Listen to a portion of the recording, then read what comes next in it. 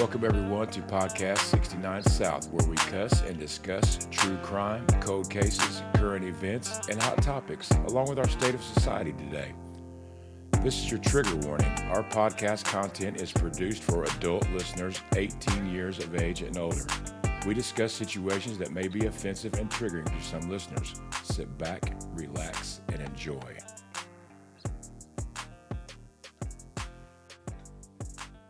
Saturday morning, Hendricks County Sheriff's deputies were called to this home along US 40 in Stilesville and found an 11-year-old girl unresponsive.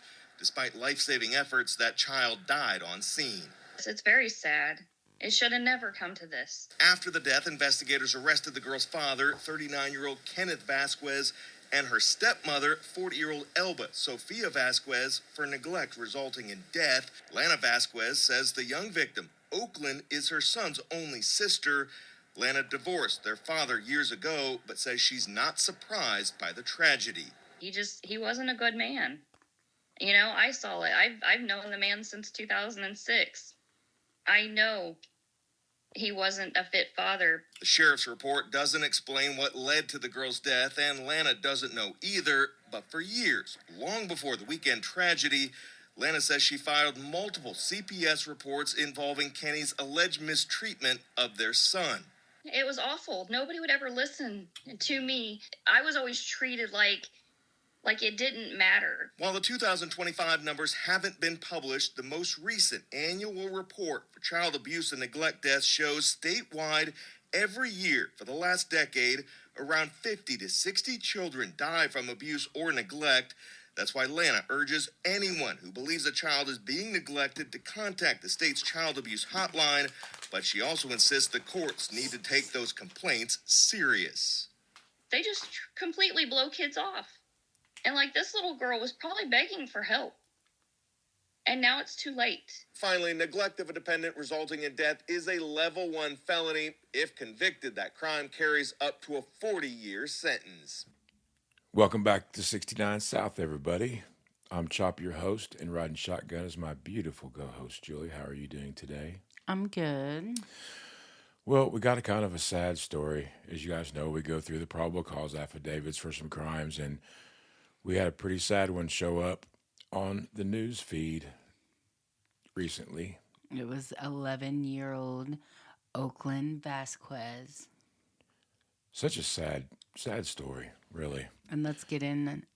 I did want to say the statistics on the child deaths in Indiana from neglect and abuse is shocking.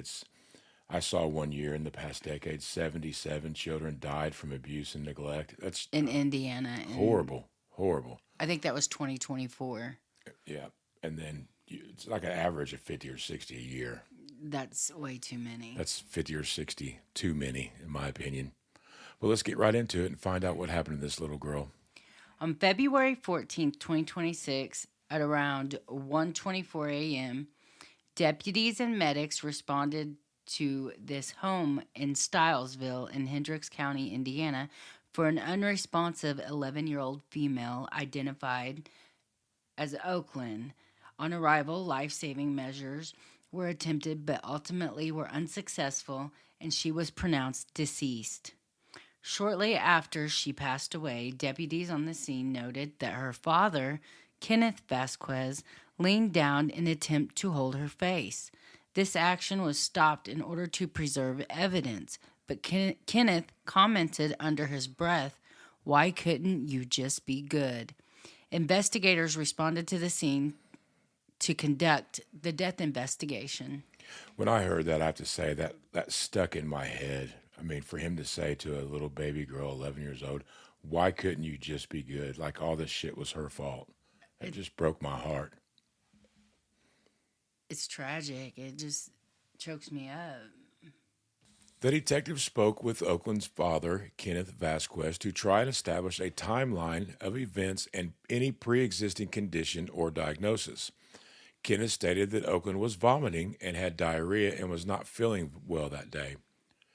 Kenneth reportedly left for work at 9 a.m. and returned home at 3 p.m. He stated that she was awake before he left and she had been working on homework. When he returned home, he stated Oaklynn did not say anything about her stomach, but was cold. He advised that Oaklynn had been staying in the master bedroom with him and his wife, Elba Sophia Vazquez, while her room in the basement was being remodeled. That night, Oaklynn reportedly came into his office and advised she was going to shower. Kenneth stated that Oaklynn had been in the bathroom for some time when he heard a thud sound. He went into the bathroom to find Oaklynn on the floor unresponsive. At first, he believed she was being overdramatic before realizing she was cold to the touch and had shallow breathing. He took her to the bedroom and put a warm blanket on her. When her breathing weakened, he brought her downstairs, called 911, and started CPR. Kenneth signed a consent to search form for the home so the investigation could be conducted. A walkthrough of the residence took place and was documented with photographs by a crime scene investigator. Examination of the upstairs master bedroom and bathroom showed indications of vomit on the bedding, including a brown heated blanket, towels in the bathroom, and in the shower drain.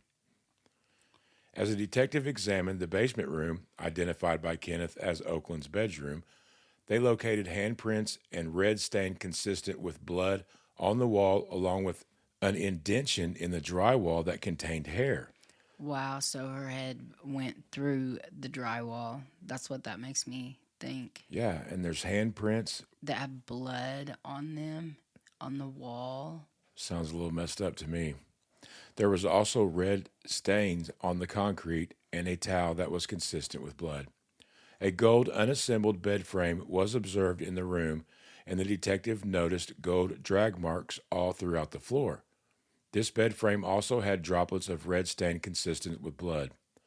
Upon further inspection of the unfinished room's entry sliding door, he observed a latch and screws inserted on both sides. The evidence observed indicated this door had been screwed to the door frame from the outside to secure it shut. Additionally, a white dresser was placed in front of the entry sliding door located outside of the room. There were no other mattresses, furniture, bedding, seating, pillows, comforters, or blankets observed in this room. So they had her locked in the basement in this room with just a bed frame and the bed. That's messed up. The poor little thing. It was like she was a prisoner down in this basement. But they didn't know what happened. She just complained about a stomachache this morning, right? This makes me want to puke. The room also contained a wall-mounted Ring camera positioned to view the interior of the room. So they had her locked down there. With the camera on her. With a camera on her, making sure she was being good. The coroner arrived on scene, and when they examined Oaklynn, who was previously covered by a sheet, they observed Oaklynn was severely malnourished, had been suffering from bruises all over her arms and legs, multiple scratch wounds, deep lesions, bruising on her wrist and her ankles. Additionally, she had what appeared to be opened blisters on the bottom of her toes and on both feet. Based on the detective's training and experience, his observations of the child's condition and signs of confinement, evidence supported that she had been neglected and abused. At this time, the walkthrough investigation based on consent was stopped, and a search warrant was obtained to continue the investigation. They probably had to do that just for, they knew it was a crime scene and they wanted a search warrant for everything. Yeah, I mean, once they signed consent, I wonder if they seen the detectives were seeing this shit, and I wonder if he stopped the search or they wanted to just get a search warrant just to make sure everything was on the right. Up and up. That's what I was saying. So Oaklynn's father, Kenneth, and her stepmother, Elba, and Elba's adult son were transported to the Hendricks County Sheriff's Office for interviews. Forensic interviews were also conducted with other children in the home. Kenneth and Elba were interviewed separately and advised of their Miranda rights. They agreed to speak with investigators. They claimed they had nothing to do with victim one's condition. They both insisted that she was a problematic child that would hurt herself. They reported that Oaklynn would defecate and urinate in all the rooms of the home and displayed attention-seeking behavior.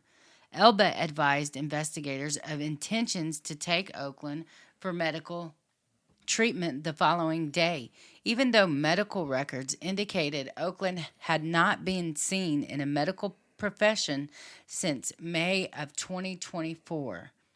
Elba did admit that Oaklynn had been in the basement for a couple of days. She advised she and Kenneth never disagreed on punishment for Oaklynn, nor that it was too strict.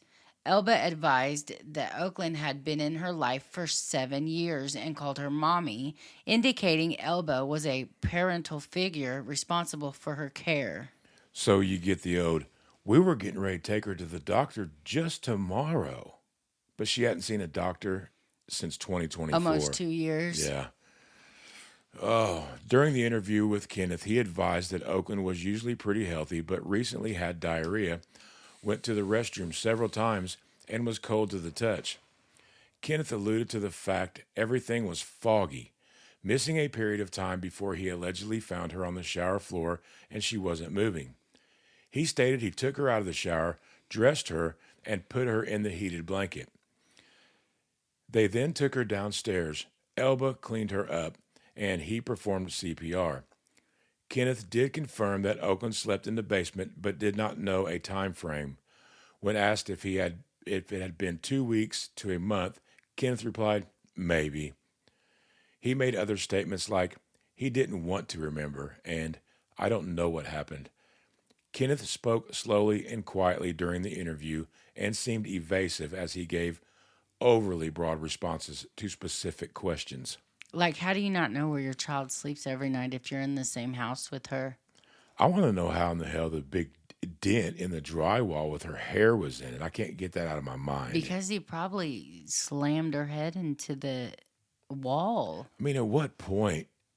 Is it okay to do that to a little kid? 11-year-old girl. Information received from Edmund, which is Elba's adult son, and the other children during forensic interviews disclosed a very different description, which was corroborated with the evidence found while executing the search warrant. Children disclosed during separate forensic interviews that Oaklynn endured a long-standing pattern of neglect and abuse. Oaklynn had reportedly been locked in the basement, denied clothing, forced to defecate and urinate in a bucket, had been restrained or tied to a bed frame.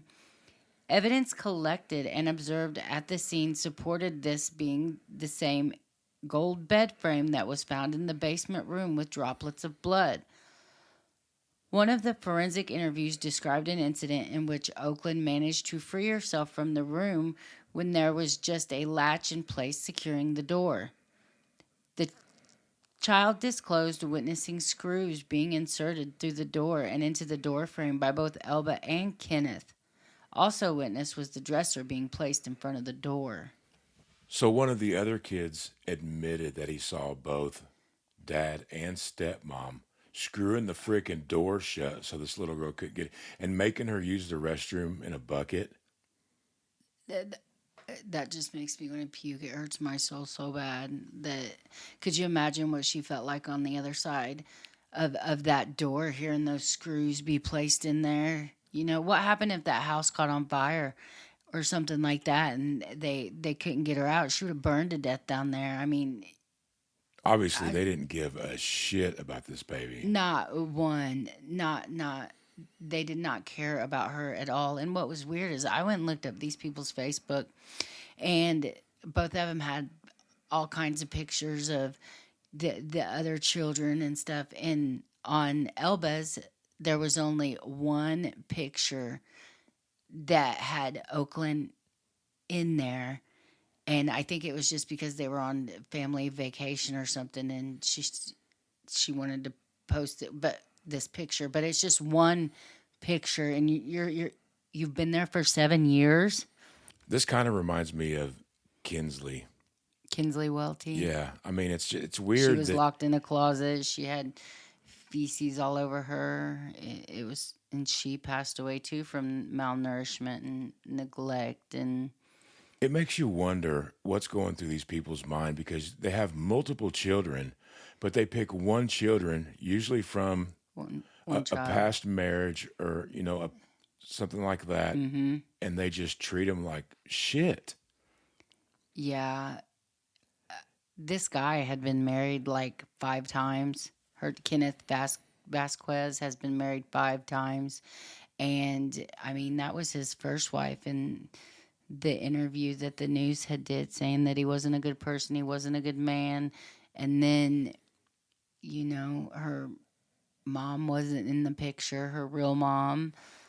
And she did state that she had made, this is her statement, several notifications and calls to CPS about him mistreating their child. Yeah, Yes.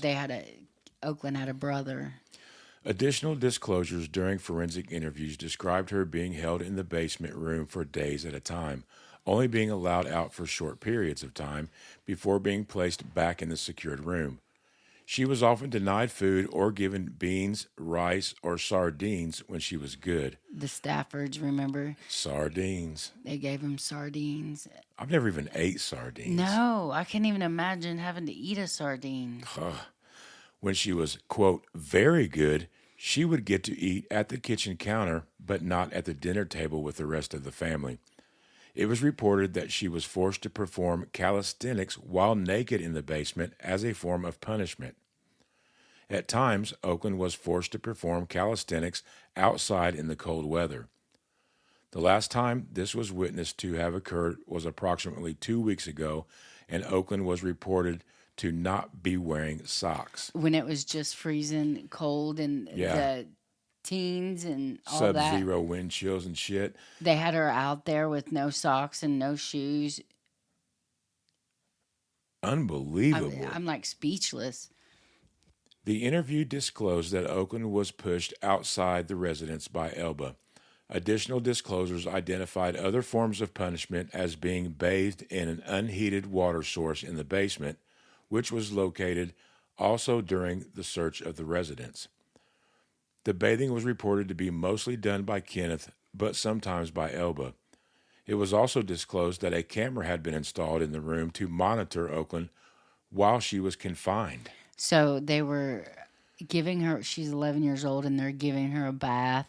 Ice cold baths in the basement, forced to do calisthenics outside. Naked. They had a Ring camera in there. In that room, they have a Ring camera watching her at all times, and they're making her get naked in front of that and do calisthenics. It makes you wonder if they were like sharing seats. I mean, I'm just saying. You know what I mean? That's what that is. If they have those kind of images on there. Oh, if they search their phone and if they find some shit like that, you know what I mean? They're going to be in some shit. Additional disclosures reported that Kenneth was overheard beating Oaklynn in the basement on February 13th, just before midnight. Oaklynn was heard crying out during this incident. When the witness awoke between midnight and 1 a.m., Oaklynn was described as not moving an inch. While in the upstairs bathroom shower, she was reportedly placed in a hot shower to warm her up and then placed under a heated blanket. The witness further disclosed Kenneth was overheard telling victim one to wake up and they were sorry. Was reported Elba was warming up chicken soup for her. The 911 call for this incident was placed at 1:24 a.m. I bet that she had already passed away and they were trying to warm her body up so it raised the temperature of her body. Right, so it didn't look so bad when they called 911 and it got the medics and the popo out there. Right. Or was she alive whenever police got there? I think they said she passed away while they were there, but this little girl was on the doorstep of death for a while and being tortured to the extremes. I don't understand at what point in your life you have to be so fucking mean to an 11-year-old child. I don't grasp that type of shit. Neither do I. Now, Oaklynn's biological mother signed over custodial rights to Kenneth back in September of 2024, giving Kenneth full legal custody. She reported the last time she saw Oaklynn was in July of 2024. At this time, she reported that Oaklynn to be healthy and energetic. It should also be noted that DCS had contact with Oaklynn on May 15th, 2024, and took a photograph of her at the time. She looked to be a healthy child and even smiled for the picture. Based on the investigation, Oaklynn was subjected to a long-standing pattern of neglect and abuse by Kenneth and Elba. Kenneth and Elba were her father and stepmother and responsible for her care and well-being. The treatment and her resulting injuries described above are only a short summary of what Oaklynn, an 11-year-old child, had to endure before she succumbed to this treatment perpetrated by Kenneth and Elba. This investigation is ongoing as evidence is still being analyzed and several reports are pending, including the pathology report. Additional charges could follow further on in the investigation. Oh, that breaks my heart. I'm sure there's going to be a lot more come out when, they It's figure all out, said and done. they find all the evidence of what this poor girl went through. We had a source contact us, and they was telling us that he had a landscaping business, this being Kenneth Vazquez, and that one of the other children come home telling crazy stories about how once Oaklynn had wet the bed, so Kenneth made her wear adult Depends diapers on top of her clothes to school and told the schools she's not allowed to take them off. And the older kids were always responsible to take care of the younger kids, that they didn't do much. Then this source goes on to say, everyone that I know that ever met her said she was the sweetest, kindest kid ever. The boys we would see playing on the street all the time, but we never saw Oaklynn. We never even knew that they had a daughter. So, just like Kinsley, it's like the other children, the boys out playing in the street. For some reason, they had a vendetta against this Little girl. This is kind of weird, but I always wonder in the back of my head, this is just, my chop crazy thinking. It makes me wonder if the child reminds them of maybe their ex, and maybe the wife didn't like her because, I don't know. You know what I'm trying to say? Right. You're just trying to come up with a thought or a reason or a rhyme to why they would treat this child so horribly. Right. And a shout out to the person who gave us this information. We appreciate it. And that's all just alleged hearsay, but I believe it. It was told to us with somebody with a heart that's hurt over the situation. Very much so. And if we hear anything else, we're going to follow this case all the way through. Kinsley Welty's case is her mom, Toni McClure, is getting ready to go to trial soon. It gets pushed back here and there, but hopefully it's about to come to an end. We kind of checked out Kenneth Vazquez's stuff. It looks like he had a nice truck. Maybe had a decent business going on. The house looked like a nice home, and it had obviously a basement, unfortunately. But he looks scary in his Facebook pictures and stuff. I don't know. He kind of looks. And he's been married like 5 or 6 times, just like since 06, I think. 06. Yeah. But like in the last 7-8 years, it's been at least 3 or 4 times. He is currently being held in the Hendricks County Jail on a $1 million cash-only bond. So he's probably going to be sitting there until trial, unless he can come up with $1 million cash. Folks, if you see something that's out of place or weird, man, see something, say something. I know a lot of people are discouraged with CPS in some of the counties here that they don't do enough, and but stay on it, because these children are our future and they are important. And sad cases like this just breaks everybody's heart. And no child should have to go through anything like this. Nope. We'll be following this case tooth and nail. So we will let you know any updates on it. We appreciate you. We hope you enjoyed the show. Until then, have a good day. Good evening. Good evening. Whatever, man.